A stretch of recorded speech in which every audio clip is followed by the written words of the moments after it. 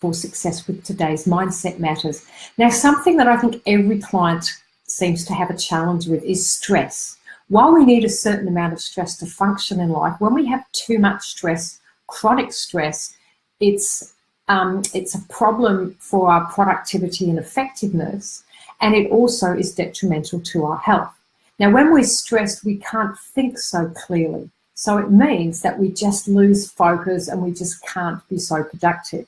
So if you ever suffer from stress and you're looking for some new strategies that will help you manage it so you can remain calm despite what's happening all around you, so you can refocus and recalibrate and train yourself to manage your emotions rather than letting your stress and your feelings overtake your day and dictate your behaviours, then I'll be holding a workshop in May here in Caloundra, Thursday, May the 17th.